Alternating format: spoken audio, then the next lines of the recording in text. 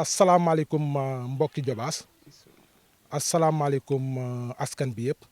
ñu ngi nuyu góor jigéen mag ak ndaw di profité ci occasion bi di nuyu suñu mbokk journalistes yi nga xam ne si jamono yu ñu amee yu mel nii di ko wax di ko doxal ngir li jëm ci saafara jafe-jafe askan bi ñu teew fi kon ñu ngi leen di jaajëfal bu baax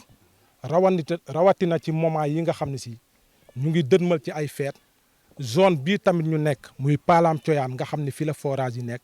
xaw a nekk zone bu éparpillé teewul da ngeen a sacrifié wu pour ñëw teew fi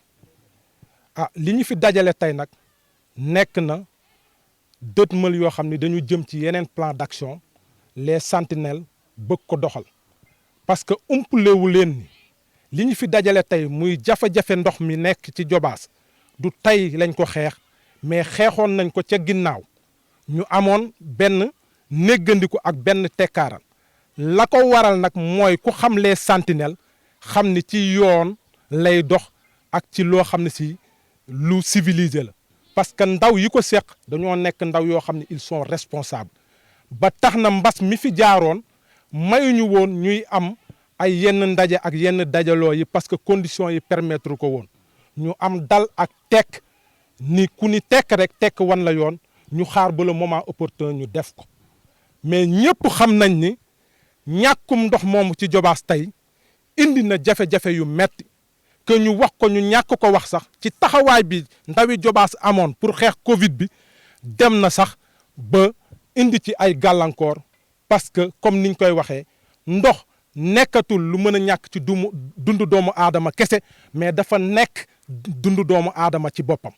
kon tax na teg nañu ay yoo xam ni dañ koy xeex pour bañ a naxasal li nga xam ne si doomu aadama moo ko moom pour que nit ñi mën a am accès ci ndox mu sell di ko jëfandikoo tey liñ fi dajale nag dañuy joxoñ di attirer attention ki nga xam ne si mooy le chef de l'État di njiitum réew mi muy le président de la République Macky Sall mais du ñu yem foofu dañuy joxoñ baaraam tamit di alerter ki nga xam ne si mooy jaraafu commune Notto Diobass muy monsieur Aliou Sarr parce que dañuy dégg ci kàddoom mu naan Diobass ndox maa ngay walangaan or que c'est tout à fait le contraire fii duñ fi wax loo xam ne nekkul comme ni ma ko waxee sama commencement wax amuñu jot boobu sax mais yàlla daf ñu bindee ñun askan bi nekk fii ñun la jeunesse de Notto Diobass que lépp li nga xam ne si dafa méngoog injustice dañuy taxaw di ko xeex parce que tey ci suuf si ñu taxaw suñu ginnaaw yéen journalistes yi yéen a ko gisal seen bopp juróom-ñeenti forage yoo xam ne dañ ko gas ci suufu Notto Diobass moo fi nekk mu jéggi waa Notto Diobass ñu koy jox ñeneen naam waxuñu ñeneen ñooñu ñu koy jox mérito wuñ ko parce que ñun ñëpp ay sénégalais lañu mais tey bala ngaa jël ndox di ko yóbbu ba Dakar wala nga koy yóbbu ba Petite Côte nga mën ca suuf sang ko gasee nga jox ci askan boobu tey fii ñu taxaw di Palam Coyaan ñu inauguré fi barki démb ay borne fontaine bi début bi tey bi ma ko gisee sama rangoñ dafa tuur benn bidon pour nga duy ko 10 minutes ci à quelques mètres ci forage boo xam ne si 30 000 mètres cubes par jour lay yóbbu ba Dakar ak ci Petite Côte yi je pense que loolu gàcce mënu ko weesu te li ma wax sànq rek jaraafu commune bi donte mbiram néew na ci pour régler ko tey la taxoon ñu fal ko dafa waroon a taxaw bokk ak askan bi tey ci nekk li koy xeex loolu moo waroon a nekk taxawaayam mais warul woon a nekk taxawaayam muy wax loo xam ne si c'est le contraire te ku bëgg na dem comme ni ko sama naataangoo bi waxee def ay investigation population baa ngi il saura que ñun ci li ñu nekk dëgg la amuñu temps bu ñuy perte di wax loo xam ne si wala di layaami kon tey ñu ngi waxaat président de la république mu dégg cri de cœur bi ñu koy wax xamal ni ko nag ñu ngi bëgg a sonn depuis lors am na ñoo xam sax ñu ngi ñuy taxé que ni da ngeen a administratif ba ngeen a ëpp da ngeen a yaru ba mu ëpp voix yi ngeen a ñeneen ñi fi nekk di taxaw di wane force gënuñu ñu ko mën gënuñu ñu xam yoon wi ñu koy defee je pense que nag bu ñu demee ba sës dinañu am taxawaay beneen boo xam ne si moom la ñuy nekk avant 9 forages yi juróom benn forage a ngi fii ci côté bi ci arrondissement Notto la bokk muy Tassette di yóbbu ndox ba Ndiosmone Palmarin les îles du Saloum depuis loolu tamit nit ñaa ngi jàkkonteeg ndox ñu yokk ci juróom-ñeenti forage yi boobu ba léegi mënuñu branché kon sooy jël askan bu yaru askan bu teey askan buy demee xam-xam ak teeyaange soo ñëwee Diobass fi nga koy fekk kon la jeunesse de Diobass ils sont disciplinés jaar nañ ci yoon am nañu taxawaay am nañu xam-xam moo tax boobu ba léegi ñuy raam mais zone yi ñu ko def yëpp xaaruñu dañoo jóg wàcc ci tali bi te ñoo leen ko gën a mën fopp ku xool Jobaas xool mobilisation bi ñu def ci marche bu mujj bi xam ni lu jeunesse su sénégalais def jeunesse su Jobaas mën na lu ko raw kon nag ñu ngi alerté waat le président de la république di ko xam ni trop c'est trop lu ëpp na et on va réagir dans les meilleurs délais et dans les délais les plus courts dinañ ñu gis su fekkee askan bi lii ñuy jànkonteel muy wàllu ndox mi ci Jobaas saafara wuñ ko kon du ñu terminer te remercier wuñu ñëpp di yokk tamit ci li nga xam ne si moom mooy Aquatech dañ ko fi indi privatisation forage yi jox ko région de Diourbel ak des régions de Thiès mais ñëpp mën nañu méngoo loolu dootuñu ko wax président fépp jooy bi benn la mais jooy bi fii la ëppee parce que ñun li fi nekkoon ci forage yi di demakus néew Aquatech naxasal na ko daawoo toog Jobaas am paanu pompe wala dara te 24 heures 48 heures maximum réglé wuñ ko mais une semaine da nga koy toog duñ ko saafara ndox mi gën na cher ndox mi amul qualité ak yeneen yoo xam ne kenn mënu ko wax dañoo wane manque de compétence totale kon li ñuy wax nguurum Sénégal bi nga xam ne moo leen fi indi na fi Aquatech jóge nu mu gën a gaawee waaw parce que Agifor bi fi nekkoon di demakus néew comme ni ko nit ñi dem waxee donte nañu demee waxuñu matal nañ lépp à 100% mais ñoo tane Aquatech mi nga xam ne si ñëw na fi nga xam ne si da ngay toog paan ay 1 semaine 2 semaines doo mën a am ndox kon loolu ñu ngi koy ñaawlu di alerter waat président de la république ginnaaw bi ñu branché ci forage yi ñu fi def ñu jëlee fi Aquatech indi fi ñu ko mën a gérer wala mu delloo ko askan local bi nga xam ne si ñoo ko dem gérer parce que li fi nekkoon na ko si néew moom moo tane kon ñu ngi jaajëfalaat ñëpp ñi nga xam ne si teew nañ fi surtout la jeunesse jobaassoise ci détermination bi ak engagement bi parce que tey ñëpp xam nañ ni jafe woon na pour ñu ñëw fii mais ñëpp bàyyi nañ seen yitte pour ñëw ñu bokk xeex bi di ko mettul la nag métte du yam. Mesdames, Messieurs, population du Jobaas, considérez avec nous que ce point de presse s'inscrit dans la dynamique d'un nouveau plan d'action à propos du combat citoyen porté par la plateforme citoyenne Sentinelle du Jobaas pour un mieux-être des populations de la localité en rapport avec les devoirs régaliens de l'État dont l'eau constitue aujourd'hui la question la plus cruciale. Ainsi, au regard du droit universel d'accès à l'eau potable reconnu et ratifié par l'Assemblée générale des Nations unies le 28 juillet 2012 et au nom du principe de la dignité humaine, nous tenons solennellement à délivrer encore ce message à l'attention de l'État du Sénégal, mais aussi de l'autorité locale que symbolise Monsieur le maire Alioune Sarr, censé être le premier à devoir entendre les cris et déboires de la population. Il est maintenant d'une clarté manifeste que le quotidien des populations s'inscrit en porte-à-faux avec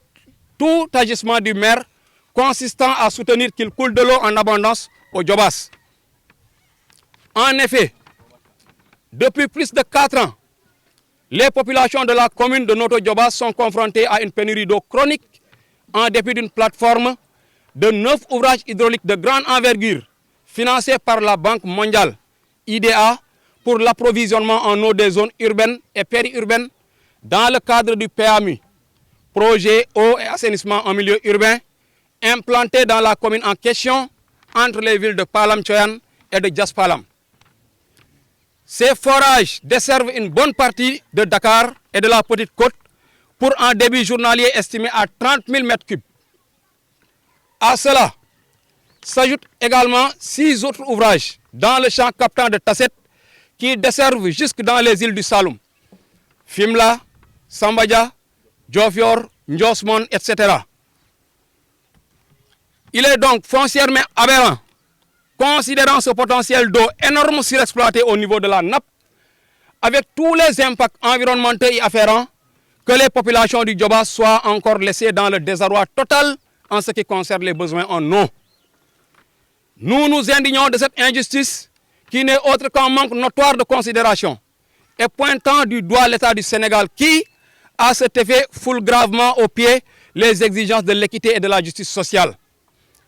Nous interpellons à nouveau les autorités en charge de l'hydraulique rurale, OFOR, mais surtout le président de la République, garant des politiques publiques pour exiger de lui que cette iniquité soit corrigée et lui recommandant de porter une oreille attentive aux cris de cœur d'un Djobas agonisant de soif. Au même titre que les populations de Dakar, nous du Djobas exigeons les branchements qui fournissent de l'eau de qualité. Parce qu'il ne suffit pas simplement de brancher, mais il nous faut de l'eau de qualité. Une eau qui est déjà traitée. On a vu récemment, monsieur le ministre Serigne Mbaye Sam, dans sa sortie récente, nous dire clairement que l'eau doit subir un premier traitement au niveau de Thiès. Donc, ce qui est sûr, c'est que l'eau qu'on est en train de fournir à ces populations via des bornes fortaines n'est pas une eau de qualité. C'est aussi l'occasion pour nous donc de récuser la société Aquatec, ces arnaqueurs venus s'enrichir sur le dos, donc sur la misère des populations. Considérant leur faillite manifeste vis-à-vis de leur contrat d'affermage, nous exigeons au même titre que les autres localités dans lesquelles est présente cette société une rupture de contrat et répétons le mot d'ordre suivant: digne d'une demande sociale, Aquatec dégage. Nous prenons donc à témoin l'opinion nationale, internationale, les associations de défense des droits des consommateurs et toute la société civile de l'iniquité et du manque de respect dont sont victimes les populations du Djobas et garantissons de recourir très prochainement à d'autres stratégies de lutte que nous n'allons pas dévoiler ici. Parce que la stratégie de lutte ne se dévoile pas sur la place publique. Je l'ai tantôt dit. Beaucoup plus intense pour briser donc les fondamentaux d'une telle aberration, quoi que cela nous coûte, afin que cette injustice soit définitivement réparée. L'inquiétude se trouve à ce niveau. Pourquoi vraiment ces ouvrages d'une telle envergure sont implantés ici et que les populations qui sont là, au niveau de la localité, ne puissent pas en bénéficier? C'est ça notre cri de cœur. C'est une injustice qu'on est en train de subir. Et la deuxième, parce que je vous rappelle que il y a quelques années de cela, les forages inaugurés par son Excellence le président Abdoulaye Wade au niveau de Tasset, dont le fameux projet Noto Tasset Miosmon est en train de servir de l'eau jusqu'à des contrées lointaines, à des milliers de kilomètres, au moment où nous ici, qui sommes à Babak, d'autres qui sont à Noto, d'autres qui sont à Anen, et j'en passe, les localités environnantes, ne peuvent pas parvenir à avoir de l'eau. C'est pour nous une injustice qu'il faut vraiment réparer dans les plus brefs délais. Et je rappelle que si rien n'est fait sous peu de temps, nous allons vraiment recourir à d'autres moyens pour exiger l'État du Sénégal à vraiment réparer cette injustice. Et je vous ai dit que ce qui s'est passé récemment au Sénégal nous a montré que face à un peuple déterminé, personne ne peut absolument rien. Et là, je pense que nous n'allons pas en arriver là, car je pense que nous sommes en face d'un État responsable,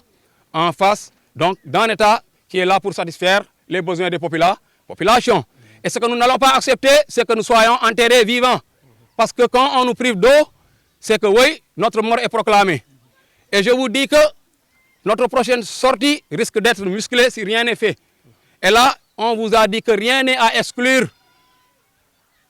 quoi que puisse être le prix que nous allons vraiment y payer. Donc, je vous l'ai dit, dès que nous avons commencé,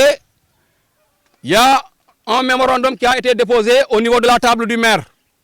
Jusqu'au moment où je vous parle, il n'a pas vraiment pu nous recevoir. Une deuxième fois, nous lui avons adressé donc une demande d'audience. Je parle devant des témoins qui sont là. Jusqu'au moment où je vous parle, il n'a pas vraiment pu nous recevoir. Et au moment où on avait appelé les gens à une mobilisation, pour vraiment sonner vraiment la mobilisation, le maire, qu'est-ce qu'il a fait? Il a appelé à une contre-manifestation pour dire aux gens que oui, les gens qui partent pour la marche ne vont que ils partent juste pour se promener. Ce qui a vraiment été une erreur regrettable de sa part. Parce que je pense que quand le même problème s'est passé au niveau de Fimela, on a vu comment le maire Abdou Karim Sen vraiment a réagi. Il a été aux côtés des populations.